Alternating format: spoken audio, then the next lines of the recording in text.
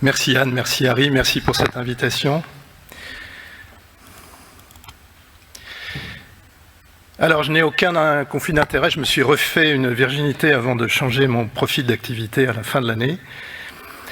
J'ai appris en préparant cette conférence que le concept de plafond de verre, en fait, c'est un concept anglo-saxon des années 70, féministe.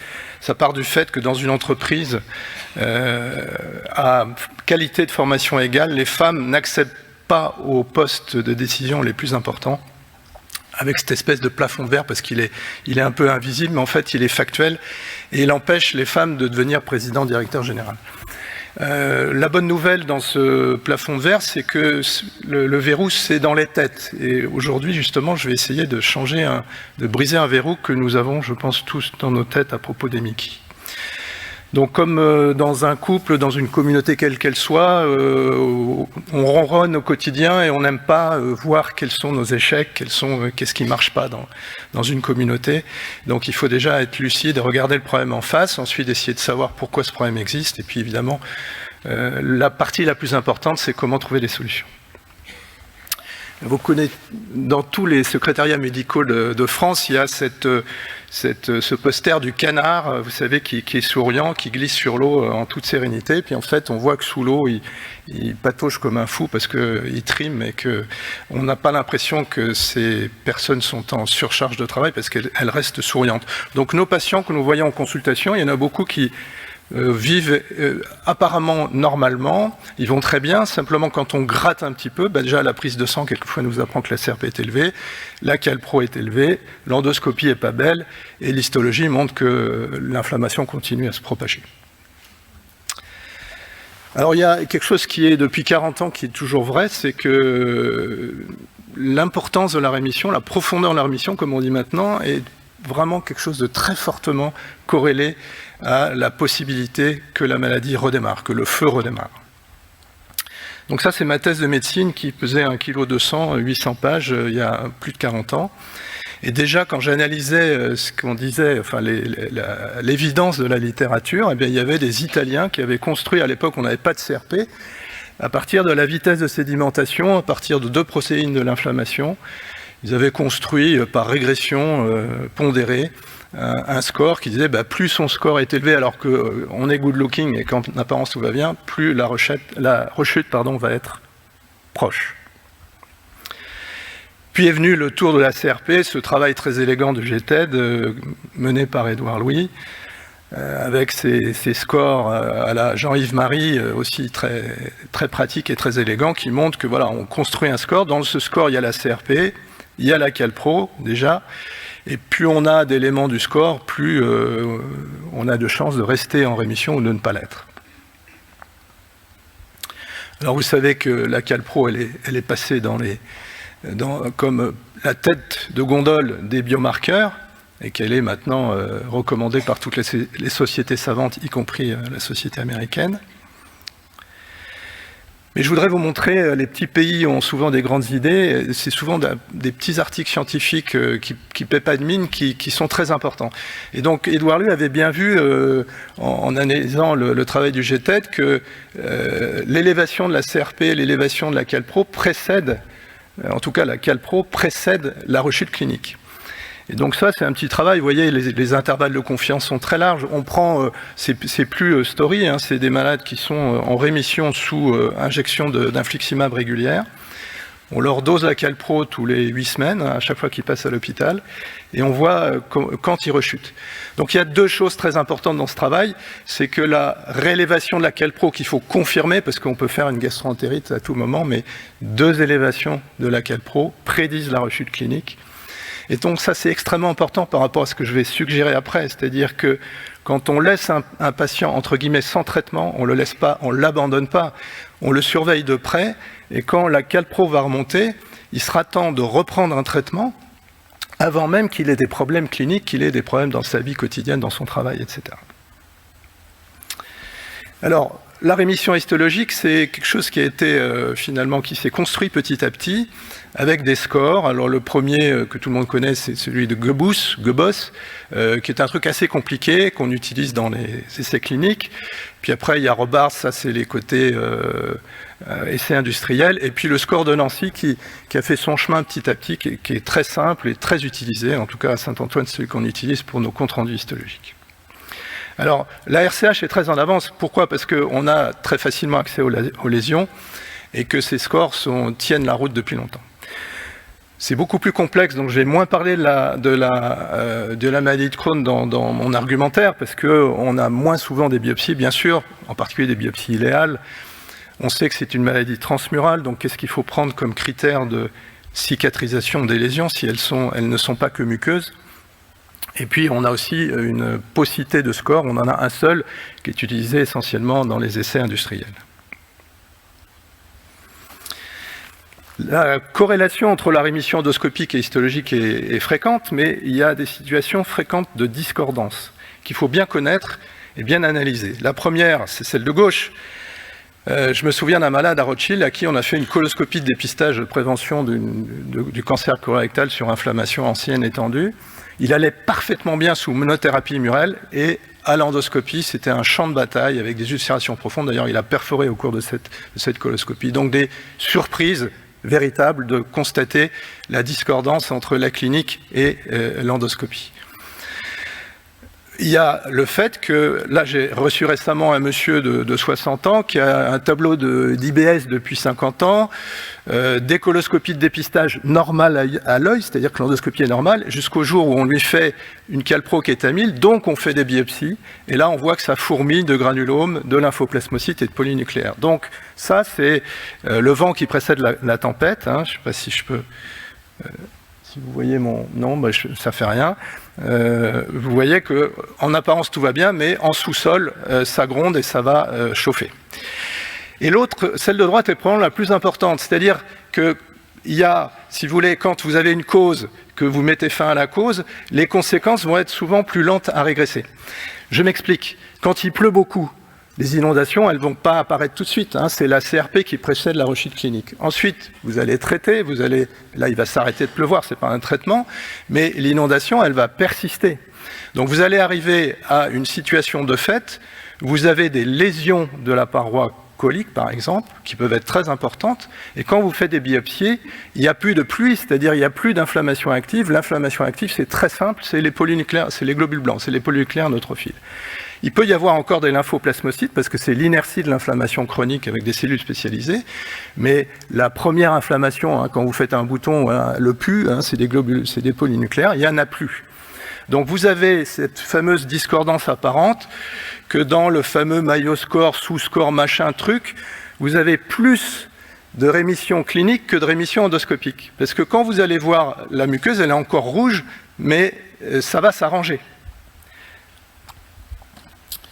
Alors je voudrais vous donner l'argument pourquoi, quand on dit treat to target, quelle est la cible? La cible en 2024, ça doit être la rémission histologique. C'est l'ambition clairement qu'on doit se donner. Il y a deux raisons à cela, c'est qu'on démembre les conséquences sur le long terme. Je vous rappelle que les MICI, c'est une histoire de toute la vie, et donc traiter pour 3 mois, c'est bien, il faut le faire, c'est très important, mais il faut aussi penser aux 30 années qui vont suivre. Donc là, ce que je vais essayer de vous démontrer, c'est l'impact de ne pas obtenir une rémission histologique, hein, de ne pas traiter la vraie cible qui doit devenir notre cible. Qu'est-ce que ça a comme conséquence? Alors bien sûr, vous connaissez tous le fait que l'inflammation histologique est un critère fort indépendant d'apparition d'un cancer colorectal. Donc ça, vous le savez tous. Mais il y a des choses qu'on est en train de découvrir. Et vous savez que les pays du nord de l'Europe ont la chance par rapport à nous, notre fameux SNDS, d'avoir des banques de données, des registres histologiques qui peuvent croiser individuellement. Ils ont le droit de faire ça avec les données de santé, d'hospitalisation, de consultation, de traitement. Vous voyez que ça, c'est un truc qui est encore sous presse dans CGH, qui montre que les trois grands types d'événements négatifs sur l'ensemble de la vie dont on va mourir le plus souvent, c'est le cancer, le cardiovasculaire et l'infection sévère. Eh bien, en termes d'infection sévère, Ici, ils ont séparé en deux les gens qui sont en rémission histologique et ceux qui ne le sont pas. Eh bien, on voit que l'incidence des infections sévères, je vous rappelle qu'une infection sévère, c'est celle qui vous conduit à l'hôpital, et qu'au-delà de 65 ans, une fois qu'on est à l'hôpital, on a une chance sur 10 de ne pas en ressortir, c'est-à-dire de mourir. Donc c'est très important. Vous voyez que le fait d'avoir, c'est pas très intuitif, mais le fait d'avoir une rémission histologique fait qu'on aura moins d'infections sur le long terme. Et puis il y a le cardiovasculaire. Alors vous savez que les travaux de Julien dit Balain Crohn, ils font plus d'accidents cardiovasculaires, même à 30 ans, parce qu'ils sont actifs et qu'il a pris comme proxy de l'activité des hospitalisations, etc. Dans la base de données française, on n'a pas la CRP. Alors, il y a un individu qui a fait un petit travail cas témoin avec la CRP qui a montré qu'avoir une CRP élevée, ça a augmenté le risque d'accident cardiovasculaire. On a eu du mal à publier ce travail, mais là, c'est formidable. Donc, c'est la colite microscopique, c'est toujours le nord de l'Europe. Et vous voyez que le fait, quand on apparie des gens de même sexe, de même âge, et qu'on regarde leurs accidents cardiovasculaires artériels et veineux sévères, eh bien, le fait d'avoir une inflammation infra-endoscopique, infraclinique, augmente le risque d'accident cardiovasculaire, comme cette courbe le démontre très élégamment. Donc là, vous avez vu l'impact de ne pas avoir de rémission histologique. Et puis le deuxième gros argument, j'en ai pas trois, mais c'est deux arguments très forts, c'est la corrélation très très étroite entre le fait d'avoir une rémission histologique et de rester en rémission. Donc si vous prenez, ici c'est une méta-analyse, si vous prenez une définition large de la rémission, on a 4 fois plus de risque de rechuter que si on n'a pas de rémission. Et si on prend le Gebus 0, le Nancy 0, là on est sur une différence d'échelle de 1 à 7. Donc voilà ce qu'il faudrait obtenir dans les années qui viennent, mais dans l'état actuel des choses, moins d'un malade sur deux entre en rémission histologique. Ça, c'est donc aussi des méta-analyses. À gauche, la RCH, à droite, la maladie de Crohn. Vous voyez qu'on est sur moins de 50%, presque même 1 sur 3, de patients qui, avec notre stratégie actuelle, rentrent en rémission histologique. Et ce plafond de verre, parce que c'est celui-là dont je suis en train de parler, n'est pas brisé par les nouvelles molécules. À chaque fois, on investit intellectuellement. On est tous à la recherche de la molécule magique, mais on ne l'a toujours pas trouvée. Vous voyez, donc là, c'est un anti-P19, un mode à la mode, et vous voyez qu'avec des critères très forts, très sérieux, eh bien, on est toujours sous ce plafond de verre des 50% avec le produit actif, en ce qui concerne la vraie rémission, c'est-à-dire la rémission qui est à la fois endoscopique et histologique. Alors, en conséquence de quoi, du coup, diraient certains, eh bien, ce n'est pas très étonnant de constater que le pronostic global des MICI, ces 40 dernières années, on va dire ces 23 dernières années, je vous rappelle l'autorisation de mise sur le marché de l'infliximab en 2000, donc on est en 2024, eh bien, vous voyez que dans la RCH, la probabilité de rester avec de garder son côlon est la même à l'ère des biologiques qu'avant à la préhistoire, avant le 3e millénaire. Alors pour ce qui est de la maladie de Crohn, c'est un peu plus nuancé. Là, alors à gauche, ce sont les Israéliens, à droite, c'est Epimad, et le titre, ils disent on a gagné, regardez, on a moins de risque de se faire opérer d'une résection iléosécale quand on a une maladie de Crohn. Certes, c'est vrai, le risque est moins fort à l'ère des biologiques, mais vous voyez que le risque reste fort, hein, on est sur 50% sur l'ensemble de la durée de la maladie. Alors, quelles sont les raisons de notre échec actuel? Ces raisons ne tiennent pas à un manque d'argent, on n'est pas les agriculteurs, on a un déficit de molécules parce qu'on a quand même un panel qui s'est élargi ces dernières années, et puis on a une recherche en fait qui est très productive et floride. En fait, c'est que, comme je disais à propos de la diapo inaugurale, dans nos têtes, nous n'avons pas fait de révolution culturelle. Je vous rappelle la différence entre l'évolution, je vous l'apprends, la différence entre l'évolution et la révolution, c'est pas une histoire que la révolution c'est violent, on met des têtes sur des pics, c'est simplement une question de vitesse. Une révolution, c'est une évolution très rapide en peu de temps. Eh bien cette révolution, je pense qu'il faut la faire. On aurait déjà dû commencer à la faire, puisque ce que je vous dis maintenant, j'ai retrouvé des traces d'une dia que j'ai faite en 2018, où à l'époque, personne ne répondait à ces suggestions. Donc, qu'est-ce qu'on fait actuellement? On enchaîne, on a des circonstances atténuantes que je vais décliner. On enchaîne les monothérapies sans atteindre plus d'une fois sur deux la rémission histologique. Nos bithérapies sont essentiellement limitées à prévention de l'immunisation ou aux maladies sévères, comme vous le savez, Crohn-Lap ou association à une maladie rhumatologique chronique.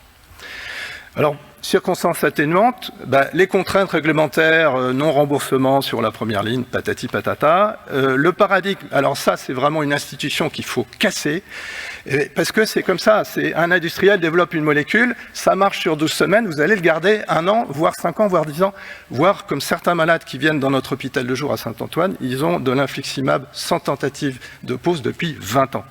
Donc, le 2 en 1 sur 1 an donne le ton pour ne pas remettre en question cette attitude sur les années qui suivent.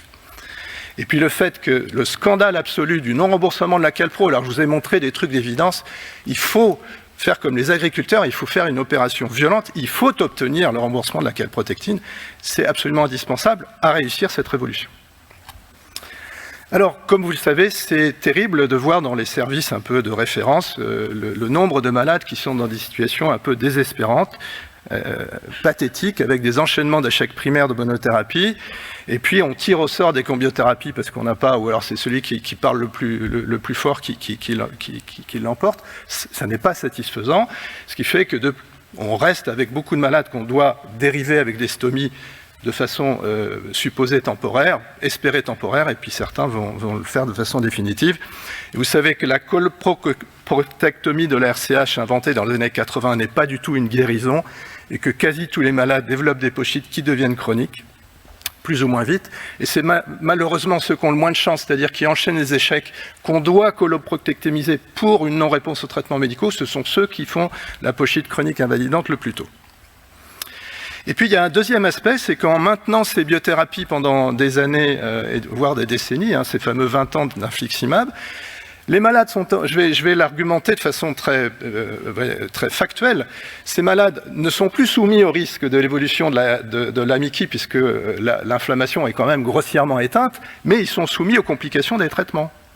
Et donc, on a vu à Saint-Antoine, parce qu'on a beaucoup de malades, des malades qui frôlent la mort, parce que alors qu'ils vont très bien, sous un biologique quelconque, ils font une histoplasmose disséminée, ils font une listériose neuroméningée, et on les rattrape par les cheveux. Alors, voilà, passons aux choses sérieuses. Comment faire la révolution? Très concrètement, donc il faut faire des trithérapies brèves, il faut améliorer, une fois qu'on a obtenu la rémission histologique, lorsqu'on l'obtient, il faut travailler sur l'environnement, l'alimentation, le microbiote. Donc ça, c'est bon, ça reprend un peu ce que j'ai dit jusqu'à maintenant. Avant de casser le plafond de verre, si ça, je vois que ma flèche fonctionne maintenant. Qu'est-ce qu'on fait actuellement? On donne un biologique ou un traitement A. En général, on obtient une rémission qui n'est pas complète.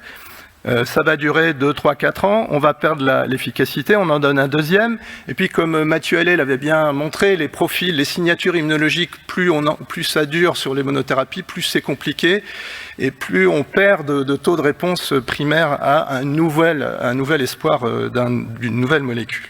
Voilà, donc chez ce malade, c'est très classique, on a enchaîné 3 monothérapies et puis souvent, on perd à chaque fois de la qualité de réponse. Alors moi, ce que je propose, enfin, il n'y a pas que moi, évidemment, beaucoup d'autres pensent ça actuellement, il faut donner des associations, il faut taper vite et fort pour essayer d'obtenir la rémission histologique, mais quand on l'a obtenue, on change complètement notre état d'esprit. C'est-à-dire, ok, vous êtes en rémission, on va essayer de travailler sur les causes et non plus les conséquences de la maladie, c'est-à-dire l'environnement, l'alimentation et le microbiote, quitte à ce que quand la maladie redémarre quand même, parce qu'il ne faut pas être naïf, on reprend une bithérapie, mais de façon brève également. Par rapport à vous, j'ai connu le sida historique, c'était terrible, avec Willy Rosenbaum à Rothschild pendant une dizaine d'années, il y avait 2 étages qui étaient remplis de malades en sida terminal qui tous les jours sortaient des infections opportunistes, une mortalité effroyable. Et les premiers médicaments du sida, comme vous le savez, ça a été l'AZT, qu'on a délivré au compte-gouttes. Il y avait sous les combles un comité qui disait OK, il fallait sélectionner les malades qui avaient accès à ce traitement. Ensuite, il y a eu le DDI, DDC. Donc on était sur une logique d'enchaînement de monothérapie qu'on donnait tard dans la maladie. Vraiment les plus malades avaient accès à ça. Ça marchait pas bien, c'était très toxique et c'était effroyable. Et moi, j'allais tous les 2 ans à la conférence internationale du sida La dernière en date, c'était celle de Yokohama au Japon, où en assemblée plénière, les orateurs se succédaient à la tribune. Il y en a un qui disait « c'est terrible, parce qu'on fait une recherche incroyablement forte, puissante, etc. Et aujourd'hui, on n'a rien changé, le pronostic est le même, il est mauvais. » Et je me souviens, mais c'est réel ce que je vous dis, l'orateur suivant est venu en disant « mais soyez pas si pessimiste, regardez ce qui s'est passé avec la tuberculose. » La tuberculose, c'était le sida de l'époque. On en mourait, on a trouvé un premier antituberculeux qui marchait plus ou moins bien, puis un deuxième qui marchait plus ou moins bien, et le jour où on a donné 3 ou 4 antituberculeux, eh bien, on a changé de paradigme et on a guéri la maladie. Donc, c'est comme ça que ça va se passer dans le sida, parce que ce gars-là savait qu'il y avait des essais en cours sur les billetteries-thérapies. Et puis, 2 ans plus tard, la conférence suivante, arrivée des trithérapies, et alors là, vous savez, les associations de patients dans le sida, c'était le coup de poing, hein, ACT UP, les pancartes, etc., très gros lobbying, soutien des politiques, etc. Et donc, on a obtenu que ces trithérapies, dès qu'ils ont eu, un peu comme en cancéro, des développements accélérés, dès qu'ils ont eu l'AMM, on a pu les utiliser pour tous les patients. Et je peux vous dire qu'en 6 mois, entendez-moi bien, en 6 mois à Rothschild, la mortalité chez Rosenbaum a chuté de 50%. Son taux d'occupation, les malades n'avaient plus besoin d'être hospitalisés, a chuté de 50%, et Willy a fait une dépression parce qu'il n'était plus aussi important qu'il ne l'a été pendant sa période de grandeur. Donc aujourd'hui, voilà, je vous ai montré un exemple, Vega nous ouvre la voie, 13 ans après Sonic, et c'est très simple, regardez ici, là on est sur le fameux objectif à atteindre de la rémission histologique, et vous voyez qu'avec la fameuse combiothérapie, c'est plus que la somme des 2 effets de chacun des 2 traitements. C'est fantastique, que ça soit sur 12 semaines ou sur 38. Et l'autre chose très importante dans ça, c'est que la combiothérapie, on ne la donne que sur les premières semaines. Vous voyez, c'est-à-dire que dans le bras combiothérapie, en fait, à la semaine 38, il n'a plus le 2e biologique. Vous voyez, donc, ça apporte de l'eau au moulin, du taper vite et fort, et très vite relâcher un petit peu la prise thérapeutique. Alors, ça, c'est un industriel qui s'appelle Janssen, qui avait, pour des raisons mystérieuses, qui n'avait pas développé le golimumab dans la maladie de Crohn. Janssen avait à cette époque, alors les leaders d'opinion, il en a toujours sous la main, on les connaît tous, il avait dans son portefeuille 2 molécules, le golimumab et le guselkumab, donc il a fait un essai qui marche très bien. Mais est-ce que c'est basé sur les concepts? C'est plutôt parce que c'était les 2 molécules de l'industriel en question. Alors revenons au sida. Dans le sida, encore une fois, l'exemplarité, parce que c'était quand même la pandémie, un truc extrêmement violent, il y a eu un moment de grâce où les industriels ont créé un consortium. Ils ont créé un consortium parce que c'était le moment de le faire, parce qu'il y avait des antiviraux qui sortaient à droite à gauche, et que là, il fallait faire un développement accéléré. Hein. J'ai mis encadré Expedite the Development, c'est l'accéléré, c'est l'effet boost. Hein. Qu'est-ce que c'était l'esprit de ce consortium qui était éphémère? C'est-à-dire, voilà, on se réunit tous, il y a un vrai besoin, on va évaluer les trithérapies, on sait que ça a marché dans la tuberculose, que ça a marché dans la Mayo Clinic, que ça marchera dans les Mickey. Donc on se met d'accord, on se met autour d'une table. Et chose très importante, ce bouleversement de stratégie, on va d'abord le proposer aux malades qui entrent dans l'infection VIH. Et donc ça, c'est quelque chose qu'on va retrouver dans les Mickey. Là où c'est le plus facile à évaluer, c'est pour les patients jeunes dans la maladie, on dit naïfs dans les Mickey. Donc des patients pas très immunodéprimés, qui ont encore entre 200 et 500 CD4. Bon, je passe, des essais à 3 bras, ben voilà, c'était la cuisine, 75 patients par bras, évaluant chacun. Donc il y avait un programme qui a été tenu et qui a permis cette révolution dont je vous ai parlé. Alors, il faut créer l'Inter-Company IBD Combination Trials. C'est pas à Paris ou en France que ça va se faire. C'est ECHO plus les Américains pour commencer, puis les Japonais, etc. C'est ce qu'on appelle le global dans le jargon des firmes. Hein. Et puis, une fois qu'on a ce consortium, il faut quand même essayer de dire c'est pas parce que c'est mes molécules qu'on va l'essayer en premier, c'est d'avoir un rationnel. Le rationnel, c'est comme dit Colombel, les concepts c'est important, mais les concepts, il faut s'en méfier, expérience de l'interleukine 17. C'est prendre des bouts de tissu, c'est faire des expériences ex vivo. Et puis les modèles animaux, j'ai posé la question à Harry, est-ce qu'on peut essayer des trithérapies sur les modèles classiques d'inflammation animale? Réponse, oui, bien sûr. Et donc, comme je vous disais, deux populations cibles très différentes, donc des schémas d'études qui seront forcément très différents, les patients naïfs, les patients en échec. Alors, pour les patients naïfs, évidemment, c'est un brouillon, hein, j'ai aucune prétention et je suis loin d'avoir l'expertise des key opinion leaders internationaux, mais en gros, ça pourrait être sur 12 semaines, hein, c'est le schéma classique d'une induction, quelque chose qui n'est pas forcément une trithérapie bête et méchante, mais on donne une monothérapie du meilleur candidat, celui qui est le plus efficace, et puis on fait 0, 4, 8, 12 semaines, vous voyez. Si à 4 semaines, on est en rémission profonde, si à 4 semaines on est ici en rémission profonde, c'est pas la peine de donner le B ou le C. Si on n'est pas en rémission profonde à 4 semaines, on donne le B. Mais si on est en rémission profonde après avoir donné le B, on ne donne pas le C. Et si on est un peu plus peine à jouir, on donne les trois par ordre différé. Passer en échec, c'est une autre logique. Et probablement que là, je vous ai montré un espèce de step-up très rapproché. Là, c'est l'inverse. C'est un top-down accéléré, c'est-à-dire le malade qui est en échec de tout, ben, on va taper le plus fort qu'on peut. Et si on a la très bonne surprise de voir qu'il obtient la rémission histologique, ben, on va faire une désescalade rapide. Si c'est un peu plus intermédiaire, on va donner une trithérapie un peu plus longtemps. Et malheureusement, il faut être honnête, beaucoup de malades, même avec 3 traitements donnés pendant 12 semaines, ils resteront avec un résultat intermédiaire. Alors je vous disais, Julien et moi, on travaille sur le bénéfice-risque des médicaments. Et ça, c'est déjà sur table. Ce qu'on fait, c'est pas bon en termes de bénéfice-risque. Pourquoi? Là, on est sur la situation actuelle. Vous voyez, c'est la même évolution à droite à gauche. Le malade, on lui donne un traitement A, souvent avec de l'azatioprine si c'est un infliximab. On va avoir une rémission pas mauvaise, et puis on va le laisser des années, et puis on va perdre la réponse, on va reprendre le traitement ou en donner un autre. Vous voyez que par rapport à une situation où on essaierait après, encore une fois, on ne le fait pas, on ne va pas le faire tout de suite, on ne va pas le faire demain, mais c'est peut-être aller vers ça, c'est donner un traitement d'induction et puis laisser le malade pas tout seul parce qu'on va travailler sur l'environnement, etc.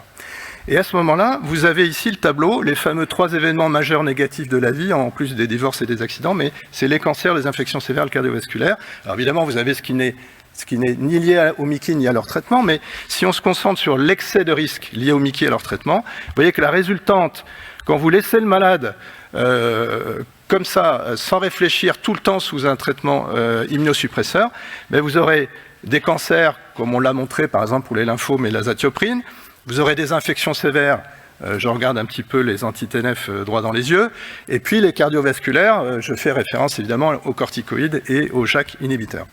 Alors que dans la situation où on a délibérément fait une pause avec le même profil évolutif, eh bien on a moins évidemment de cancers, d'infections et de cardiovasculaires liés au traitement, ce qui fait que la bonne stratégie en termes, bon, évidemment c'est plus complexe que ça, mais avec cet œil, cette vision-là, la meilleure stratégie, c'est celle qui consiste à ne pas donner de traitement d'entretien prolongé quand tout va bien. Et si on fait cette fameuse révolution des trithérapies, qu'on obtient plus facilement, plus souvent, la rémission histologique. Et comme vous le savez, la rémission histologique, elle va être aussi associée à moins de cancer du côlon, elle va être associée à moins d'infections sévères. Donc déjà, vous allez diminuer le nombre d'événements négatifs liés à la Mickey, puisque vous l'avez parfaitement contrôlé. Et comme vous donnez un traitement intermittent, vous allez avoir une résultante qui sera encore plus vertueuse et encore plus dans le sens de cette stratégie intermittente. Alors, je ne sais pas si Xavier Buter n'est pas là, il a fait le Mont Blanc comme moi, mais le Mont Blanc, il y a 2 voies, enfin il y en a 3. Il y a la voie dite normale, celle du goûter, qui est la plus simple, sauf qu'il y a un passage ici, vous voyez, ici c'est un couloir de pierre, l'été, et il y a des gros morceaux de rochers qui n'arrêtent pas de pleuvoir en permanence. Donc c'est un passage extrêmement sensible.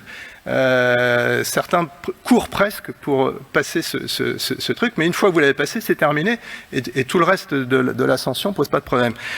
Celle que j'ai faite moi, c'est l'ascension des 3 monts, où vous êtes sur l'épaule de monts, et l'été, il y a ce qu'on appelle les séracs, c'est des bouts de glacier qui se détachent, des bouts de glace, de neige, très très lourds, et qui peuvent vous tuer. Donc, par si on compare le risque, le nombre de morts à la fin de l'année avec la voie normale, il y en a qui se sont pris un rocher sur la tête, mais il n'y en a pas tant que ça, parce que c'est un risque très bref.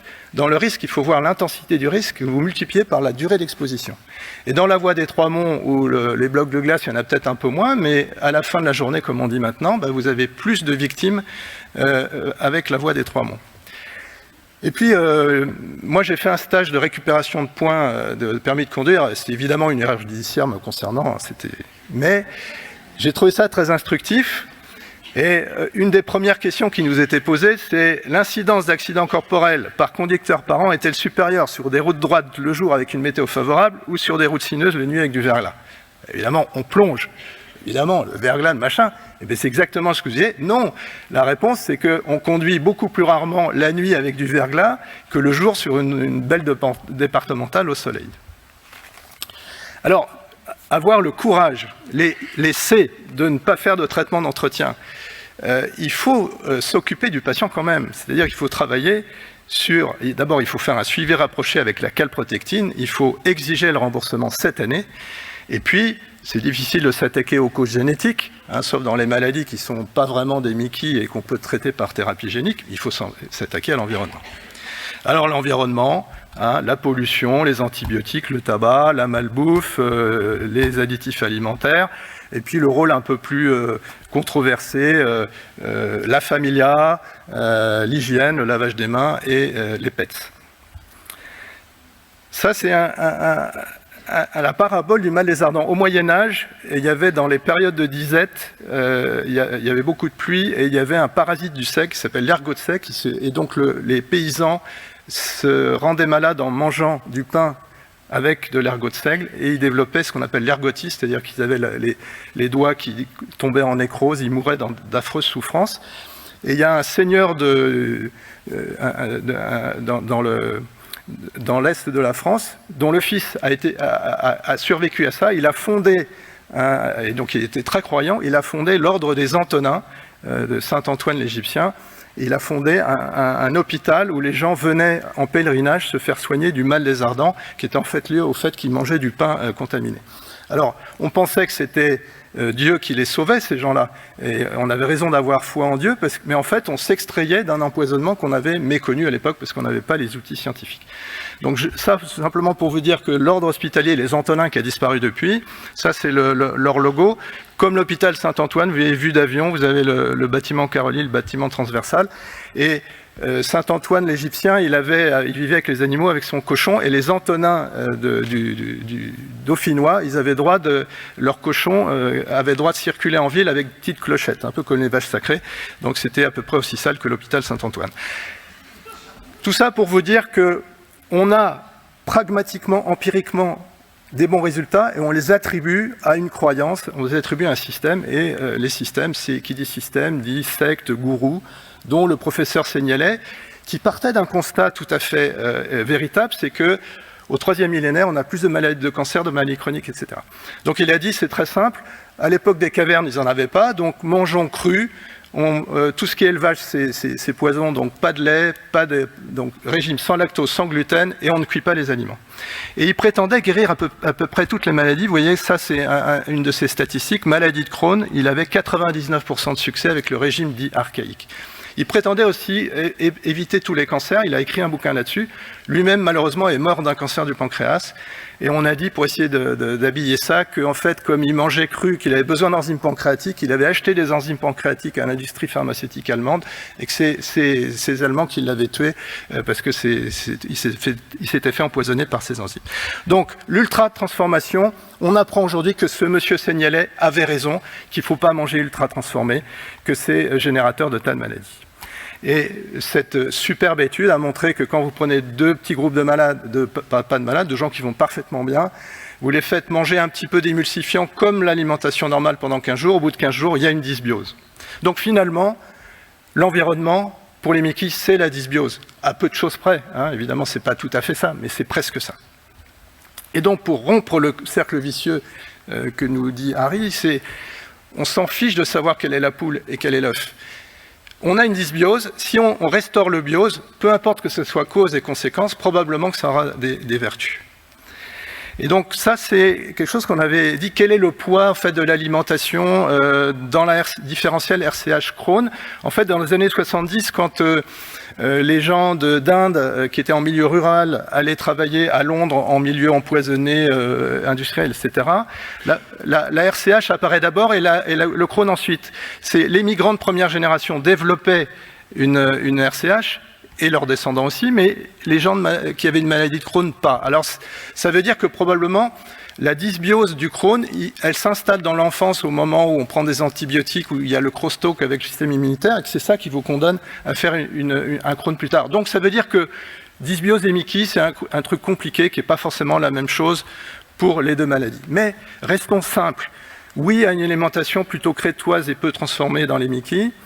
Ne pas confondre le concept d'alimentation anti-inflammatoire, qui est très compliqué à faire, que les pédiatres maîtrisent bien, avec simplement le fait de ne pas consommer pro-anti-inflammatoire, et garder en tête le plaisir, la complexité du sujet. Et cette complexité, je l'illustre par ce très beau travail. Vous donnez des artichauts qui sont des prébiotiques, qui vont faire que vos bactéries vont produire des acides gras, le fuel du côlon, etc. Ça, c'est vrai dans la population générale, mais vous prenez des patients Miki, soit en rémission, soit en poussée. Vous prenez leur biopsie et leur flore et vous leur donnez des artichauts, c'est-à-dire une grosse dose de prébiotiques, eh bien vous allez être délétère. Quand un malade Miki en poussée, il est en carence en microbes, il ne fermente plus correctement, et donc vous allez avoir la courbe en U, c'est-à-dire qu'un même produit, le curcuma ou d'autres choses, ou la vitamine A, elle est dangereuse quand on n'en a pas assez, mais aussi elle est dangereuse quand on en a trop. Avec la vitamine A, on peut détruire son foie. Donc, restaurer pour maintenir le biose, c'est au présent l'ATMF, l'alimentation pré-transformée. Et prenez un café avec Harry aujourd'hui, il vous expliquera ce qu'il est en train de faire en termes de développement sur Faecalibacterium prausnitzii, sur les produits solubles, les bonnes protéines que fabrique cette bactérie. Il y a une promesse fantastique. Alors évidemment, il y aura beaucoup de déceptions, mais il y aura probablement des choses qui font qu'au futur proche, on aura des moyens très actifs pour travailler sur le microbiote. Donc, j'ai presque fini, je suis désolé, il est déjà 10h15. Dans la RCH, il faut redonner toute leur place aux salicylés. Je me suis battu contre ça. Les salicylés ne sont pas immunosuppresseurs. Si vous maîtrisez la fonction rénale, reprenez le petit joyau d'essai clinique de M. Troulov, il y a 50 ans, qui prend des patients en RCH en rémission profonde, parce qu'il leur fait des biopsies rectales, qu'il y a zéro inflammation. Il tire au sort, à l'époque c'était la salazopyrine. Je continue à en donner ou j'en donne plus et je stratifie mes malades selon qu'ils prennent cette salazo depuis plus de 2 ans ou de moins de 2 ans. Dans les deux groupes, il y a une différence énorme de rechute entre ceux qui continuent le traitement et ceux qui l'arrêtent. Restez prudent sur les bithérapies au cours des colites aiguës graves, bien sûr, c'est le bon sens, et travailler sur le microbiote. Dans la maladie de Crohn, bon, les petites atteintes gentilles de 15 cm de l'iléon terminal, un petit coup de budesonide, on normalise tout, on peut rester comme ça, ou proposer une RIC plus moderne. Mais partout ailleurs, je pense qu'il faut, à partir de maintenant, viser la rémission histologique dès qu'on aura évalué ces trithérapies. Et surtout, peut-être le plus important de mon intervention aujourd'hui, c'est se remettre en question sur le fait de faire du traitement d'entretien systématique. Et puis convaincre les patients que le travail sur l'environnement et le mode de vie est aussi important que les drogues immunosuppressives dont ils ont très peur. Donc, 3 choses pour briser le plafond de verre. Viser la rémission histologique chez les patients naïfs et donner temporairement la priorité du développement industriel à l'évaluation des trithérapies, des quadrithérapies immunosuppressives. Remettre en question à chaque fois que c'est possible, c'est-à-dire quand la rémission histologique est obtenue, hein, si on ne l'a pas obtenue, ce n'est pas forcément une bonne idée. Et enfin, détecter le réveil préclinique par la Calpro pour qu'on puisse reprendre le traitement avant que le malade soit à nouveau symptomatique, et puis travailler sur l'alimentation et les bactéries. Merci à tous et à tous. Je voudrais vous montrer quelques visages, quelques sourires qui m'ont accompagné pendant 40 ans avec beaucoup de confiance et de bienveillance et qui ont fait que j'ai pu travailler, soigner, réfléchir et entreprendre en toute sérénité. Merci beaucoup.